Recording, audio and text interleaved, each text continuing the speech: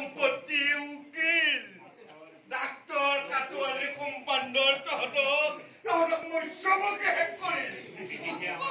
দেখিছে আমাৰ সকলোকে কেনেকে তল কৰিছে দেখিছে নে আপোনালোকে ৰতৈ হেনে ৰুতুৰ জোখত মই হাত দিয়া নাই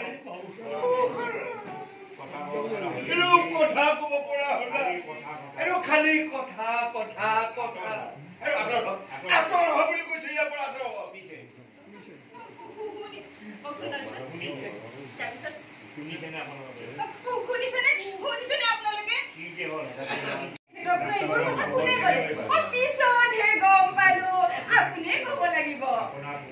আপোনাক মই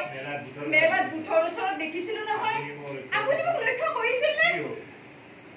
হেৰি কি হ'ল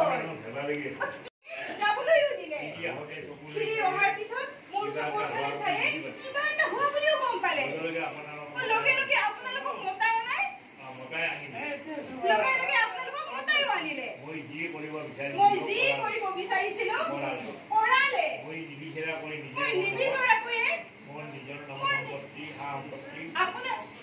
কমিউনিষ্টে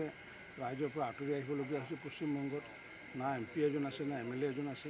আৰু তৃণমূলেও সেই একে বিদ্যাটো লৈছে গতিকে আগন্তুক দিনত পশ্চিমবংগত নিশ্চিত ৰূপত তৃণমূল আঁতৰি যাব 2026 চনত নিশ্চিত ৰূপত ভাৰতীয় জনতা পাৰ্টীৰ নেতৃত্বত চৰকাৰ হ'ব কাৰণ কিয় এটা সময়ত দেখিছিলোঁ তাত কেইবা বছৰো বিধানদৰ ডাঙৰীয়াই কংগ্ৰেছৰ চৰকাৰ চলি আছিল পৰৱৰ্তী সময়ত জ্যোতি বসু ডাঙৰীয়াৰ নেতৃত্বত প্ৰায় 23টা বছৰ কমিউনিষ্ট চৰকাৰ চলিছে তাৰপিছত সেই কমিউনিষ্ট চৰকাৰটো নোহোৱা হ'লে আনকি কমিউনিষ্টৰ একেবাৰে নাম নিচান নোহোৱা হৈ গ'ল তাৰ পৰৱৰ্তী সময়ত তাত তৃণমূল চৰকাৰ মমতা বেনাৰ্জীৰ নেতৃত্বত আৰু আগন্তুক দিনত নিশ্চিত ৰূপত ভাৰতীয় জনতা পাৰ্টীৰ নেতৃত্বত পশ্চিমবংগতো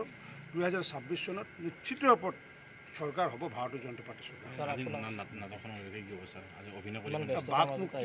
বাক মুক্তি নামৰ এখন আমাৰ যি টিহু সাংস্কৃতিক কলা পৰিষদে তেওঁলোকে আখৰা কৰি আছে আৰু মোক নিমন্ত্ৰণ জনাইছিলে আৰু সেইকাৰণে মই বাক মুক্তি আহি পেলাই মই ইয়াতে আখৰা চালোঁ গতিকে মই নাটকখনৰ কথা বেছি ক'ব খোজা নাই কিন্তু মই আশা ৰাখিছোঁ নাটকখন সকলোৱে যদি চাইতো ভাল কথা যিসকলে নাচায় বহুত মিছ কৰিব প্ৰতিশ্ৰুতিখন চাই কেনেকুৱা পালে ছাৰ সেইদিনা ভাল এখন কথাছবি কিশোৰ প্ৰবীলদাৰৰ যিটো নিৰ্দেশনা বা তেখেতৰ যি ডাইৰেকশ্যন সুন্দৰ নিখুঁত ডাইৰেকশ্যন আৰু লগতে প্ৰস্তুতি পৰাশৰকে আদি কৰি বাকী যিসকল অভিনেতা অভিনেত্ৰীকে কলা কুশলীসকলে সুন্দৰ এখন মানে অসমীয়া কথাছবি আমাক উপহাৰ দিছে আৰু আশা ৰাখিছোঁ অসমীয়া ৰাইজে এইবোৰ আঁকোৱালি ল'ব লাগে সময় পালে চাব লাগে কাৰণ তেতিয়াহে অসমীয়া কথাছবি বাচিব গতিকে অসমীয়া কথাছবি বাচি থকা মানে অসমীয়া কৃষ্টি সংস্কৃতি সাহিত্য বাচি থাকিব